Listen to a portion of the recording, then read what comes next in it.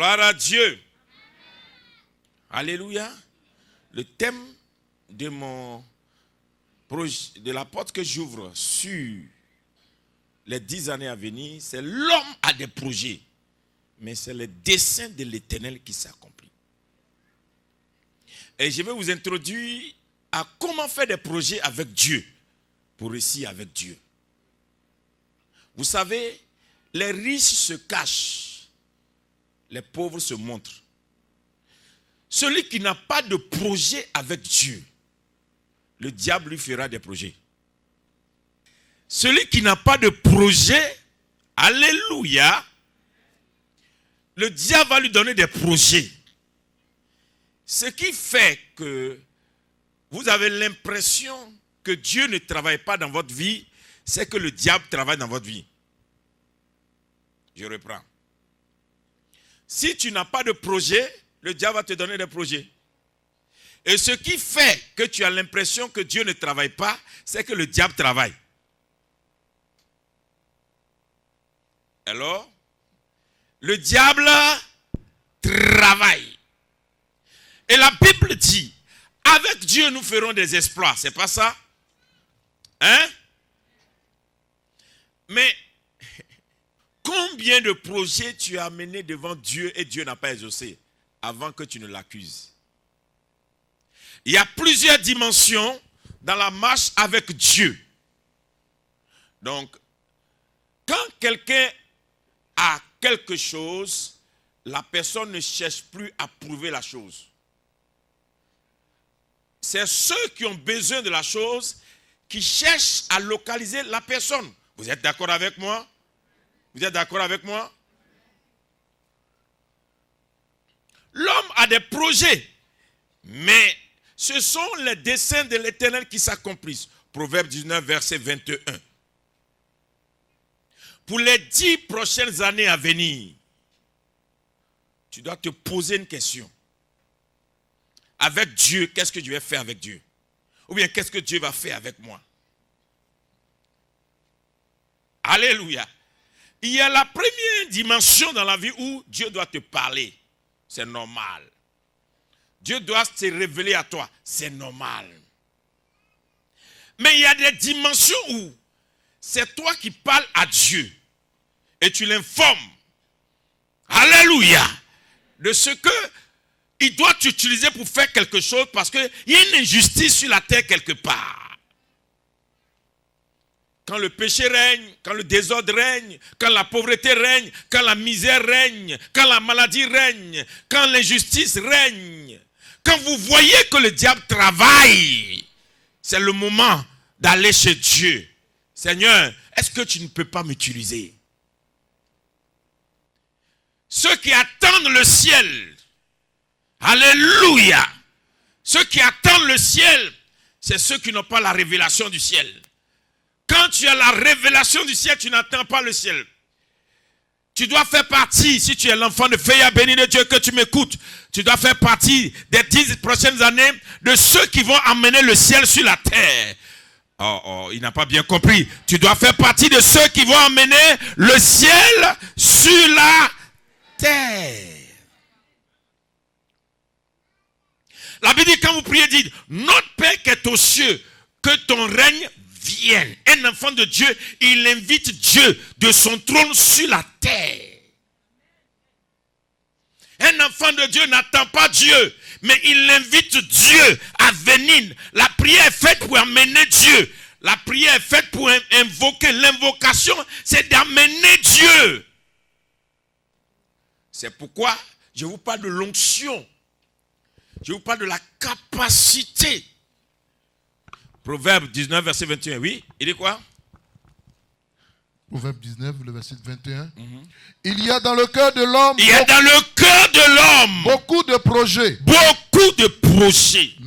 Mais c'est le dessein de l'Éternel qui s'accomplit. C'est le dessein de l'Éternel qui s'accomplit. Point. Asseyez-vous. L'homme nourrit beaucoup de projets. Mais c'est ce que Dieu, lui, il a prévu là. C'est ça qui s'accomplit. Je vous dis, combien Combien de fois dans ta vie tu t'es levé, tu dis cette année-là, j'ai réussi et puis tu n'as pas réussi. Cette année, je vais me marier et puis tu n'étais pas marié. Cette année-là va changer. Ta confession ne change pas les choses. Mais ici dit, c'est le dessein de Dieu. Donc comment connaître le dessein de Dieu si tu n'es pas allé chez Dieu? Comment connaître le dessein de Dieu si tu n'es pas proche de Dieu? Comment connaître le dessein de Dieu si tu n'es pas ami de Dieu? Comment connaître le dessein de Dieu si tu n'es pas une personne liée à Dieu, attachée à Dieu, aimer les choses de Dieu? Tu ne peux pas connaître le dessein de Dieu. Amen. Vous êtes avec moi? Est-ce que quelqu'un est avec moi? Est-ce que quelqu'un est avec moi? Écoutez. Donc des fois, tu peux faire des choix. Tu peux avoir des projets qui sont des projets de la chair. C'est normal, ça peut te donner de la joie, mais ça n'accomplit rien en Dieu. Alléluia. C'est pourquoi, est-ce que tu allais chez Dieu pour que Dieu te dise ce qu'il veut faire avec toi? Où veut aller avec toi? Une prophétie qui vient du ciel a plus de poids qu'un homme influent sur la terre. J'ai dit, si on met un ministre d'aujourd'hui et puis on met prophétie, moi il prend prophétie.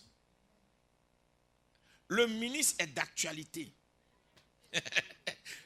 La prophétie t'amène dans le dessein de Dieu, dans le projet de Dieu. C'est-à-dire que lui, là, quand le gouvernement finit, il ferme sa porte. Alléluia. Mais la prophétie, c'est ce qui t'amène dans le dessein de Dieu. Ne vous laissez pas embrouiller. Quand les gens voient vos étoiles, ils veulent conseiller vos étoiles. Mais est-ce que c'est eux qui vous ont créé? Non, attends. Tu n'étais pas là quand Dieu a permis. Alléluia. Pourquoi c'est aujourd'hui, toi, tu vas conseiller ce que Dieu a permis? Donc, si vous n'écoutez pas la voix de Dieu, vous allez des fois vous retrouver dans les déroutes parce que quand Dieu a des projets pour toi, le diable aussi a des projets. Et il y a des gens toujours, vous éloignez du plan de Dieu. Que Dieu te garde. Que rien ne t'éloigne du plan de Dieu. L'homme a beaucoup de projets dans son cœur, mais c'est le dessein de l'Éternel qui s'accomplit. C'est-à-dire que ça te plaît, mais Dieu peut ne pas te donner. Donc, toutes nos souffrances sur la terre, c'est parce qu'on n'apprend pas à collaborer avec Dieu. C'est quand on a fini de jouer là qu'on cherche Dieu. C'est quand on se retrouve en point de difficulté qu'on cherche Dieu. Ton départ n'a pas commencé avec Dieu. Et tu veux que Dieu légalise ça. L'homme a beaucoup de projets. Mais c'est le dessein de l'Éternel qui s'accomplit. Est-ce que quelqu'un me suit un peu? Et donc on dit c'est le dessein de l'Éternel qui s'accomplit. Ça veut dire que Dieu a tout organisé. Dieu a tout organisé. Dieu a tout prévu. Quand le temps de Dieu arrive, tout te dit oui. Oh, tu n'as pas bien compris. Quand le temps de Dieu arrive dans ta vie, tout te dit oui. Tu ne forces plus dans les choses. Quand tu es dans le dessein de Dieu, ce n'est pas par ta force, ce n'est pas par ta volonté, c'est par le plan de Dieu, le programme de Dieu, l'organisation de Dieu. Dieu a un organigramme pour toi caché que tu ne connais pas. Dieu a des projets cachés que tu ne connais pas. Dieu a mis des choses en réserve que tu ne connais pas. Dieu a mis des choses à part que tu ne connais pas. Il te dit, détourne-toi du monde, fais-moi face et je vais te parler. Tu n'es pas ami de Dieu.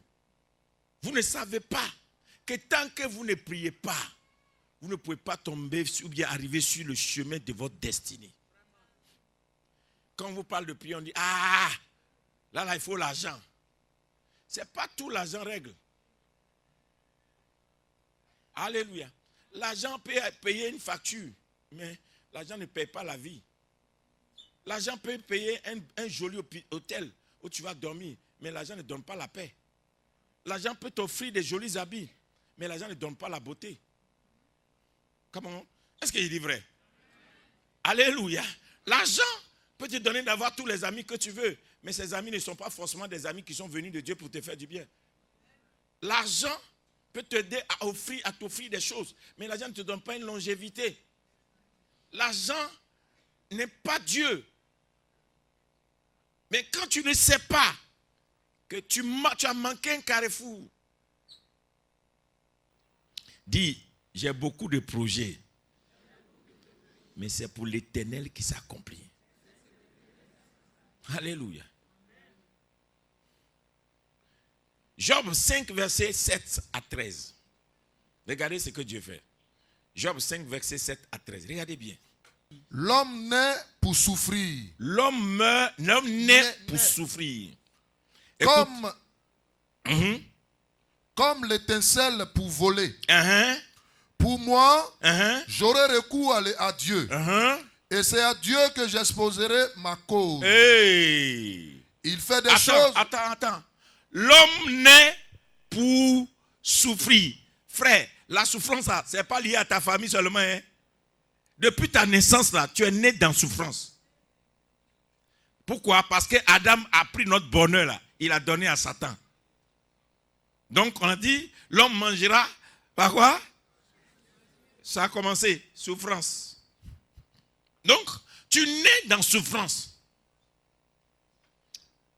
Tu nais dans souffrance. Même manger là, même la cuillère, prends la nourriture, tu mets dans ta bouche, des fois là, ça pèse.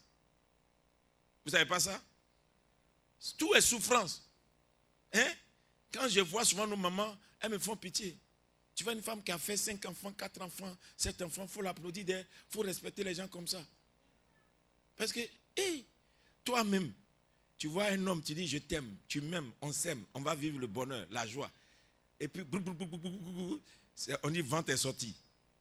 Tu vois la femme là, elle vomit, elle a mal de tête, ses pieds s'enflent. Elle est ici, elle est tordue, elle est penchée comme ça. Elle se couche ici. Il y a d'autres femmes, la grossesse c'est la même, elle ne va pas dormir.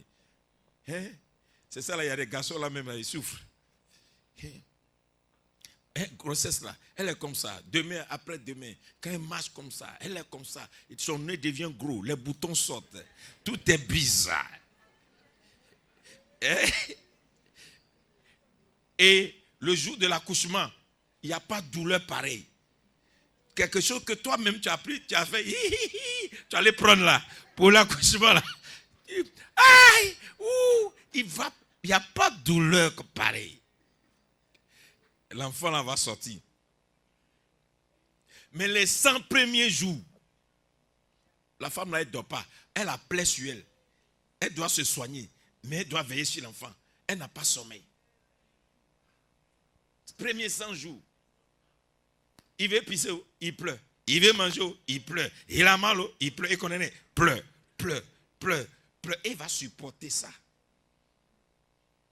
Ça, c'est femme. Vous comprenez? Il n'y a rien de facile. C'est pourquoi, vrai, un homme qui maltraite femme, il n'a rien compris dans sa vie. Ce n'est pas ta femme seulement qui est le problème. C'est-à-dire, femme même qu'on dit femme là. Tu dois considérer parce que c'est trop bizarre. Tout est douleur. Les hommes. On dit qu'il faut aller travailler pour envoyer l'argent à la maison. Si on vous montre le barra de ces hommes-là, tu vas les respecter. Parce que ce n'est pas nos hommes d'aujourd'hui là qui scient leur temps pour chercher la femme qui a l'argent là. Non, hein? Les beaux bosseurs là, les travailleurs là. Tu regardes le monsieur, tu dis, il ne dort pas. Qu'est-ce que j'ai fait pour ma famille? La nourriture, mes enfants, la maison, ma femme, la voiture, les factures. Être un homme, c'est une responsabilité, ce n'est pas une fonction. Tout le monde n'est pas homme. Il y a des vieux de 70 ans qui sont encore garçons. Un homme, c'est celui qui est responsable de sa maison, de sa famille, de ses enfants. Il sait crier quand il faut crier. Il sait être doux quand il faut être doux. Il est le défenseur. On ne touche pas à sa maison. On ne touche pas à ses enfants. On ne touche pas à sa femme. C'est un homme. Quelqu'un se lève un matin, on dit, prophétie, tu seras président de la vie. Yeah! Le problème a commencé. Toi, tu es prophète, tu vas devenir président. Problème a commencé. Prison, attaque, on va vouloir l'assassiner. Il va se cacher, il va rentrer ici. On dit futur président. Tout le monde s'est levé, non, lui il est comme ça. On ne connaît pas son village, on ne connaît pas sa mère, il est en temps, on va l'insulter. Avant, on n'insultait pas. Quand il dit qu'il va être président, là, tout sort. Donc, tu nais dans la souffrance. Maintenant, comment tu fais pour ne pas vivre dans cette souffrance? Le prochain verset dit quoi? L'homme naît pour souffrir. L'homme naît pour souffrir. Comme l'étincelle pour voler. Pour moi, j'aurai recours à Dieu. Pour moi, j'aurai recours à Dieu. Pour ne pas souffrir, j'ai recours à Dieu. Est-ce que vous ne savez pas qu'il y a des femmes qui accouchent sans douleur? Voilà. Celles qui accouchent avec douleur, il n'y a pas Dieu dedans. Si Dieu est dedans, douleur la diminue. Mais oui, les femmes qui accouchent sans douleur, doucement, ça passe.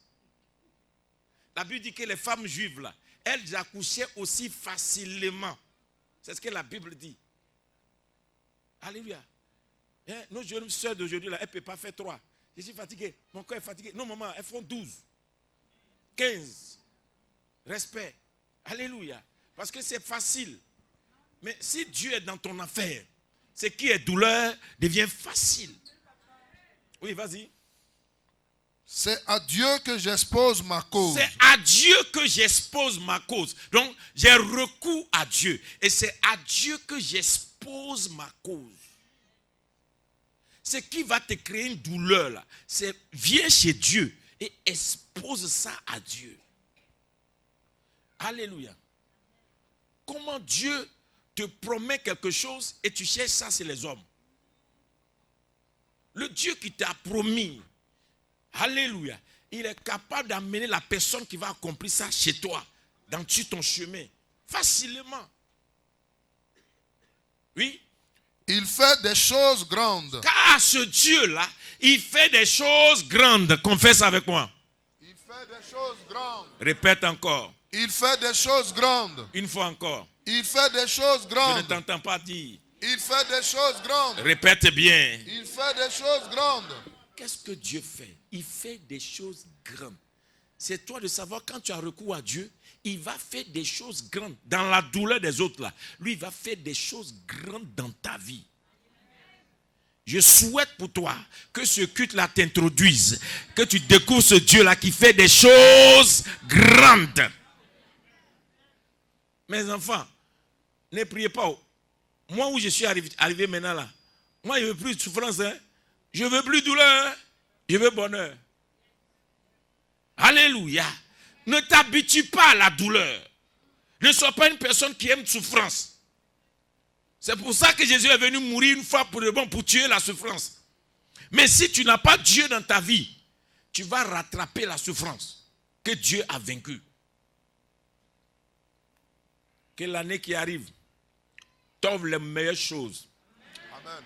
Alléluia. Amen. Oh, je vois quelqu'un, tu es couché comme ça derrière ta Mercedes et puis il y a un chauffeur qui conduit. Et puis le matin, tu réfléchis, tu es en train de prendre note. Parce que là, la douleur est passée. De bonnes choses arrivent. La souffrance est passée. De bonnes choses arrivent. Tu as dormi dans une maison pendant 10 ans, 15 ans. Tu as connu tellement de problèmes dans cette maison-là que tu connais tous les coins et recoins où on t'a attaqué dans cette maison. L'année prochaine, Dieu t'offre une maison. Gaïa, costaud, belle, géante. Alléluia. À la taille. Quand toi-même tu regardes, ça ressemble à mon Dieu. Car Dieu fait des choses grandes. Alléluia. Vous savez, quand vous préparez le chemin, Dieu fait le chemin pour vous. Amen. Qui dit Amen? Amen. Qui n'a pas dit Amen? Amen. Vous savez ce qu'on appelle l'onction? Ça fait des choses extraordinaires. Dieu fait des choses grandes. Pour les 10 ans qui viennent, ne cours pas. Accroche-toi à Dieu. Oui. Et insondable. Et insondable, inimaginable. Des merveilles sans nombre. Des merveilles sans nombre. Oh, alléluia. Des merveilles sans nombre. Il répand la pluie sur la terre. Il répand la pluie sur la terre. Attends, un jour, quelqu'un m'a demandé, mon fils, papa Fia, pourquoi tu veux beaucoup d'enfants? C'est beaucoup de problèmes. J'ai dit, tu n'as rien compris. Si j'ai beaucoup d'enfants, ça veut dire que j'en ai assez pour chacun. Un père laisse des héritages. il ne reste pas des richesses. Oh. Un père ne laisse pas des richesses à ses enfants, il laisse des héritages. Donc si je suis père des multitudes, c'est que j'en ai assez pour chacun. Ce n'est pas venir cogner leur tête. Donc quand tu es papa, et puis tu vois que Dieu te donne déjà beaucoup d'enfants, commence à travailler. Parce que qu'est-ce que tu vas leur laisser? Ciseaux, pelle,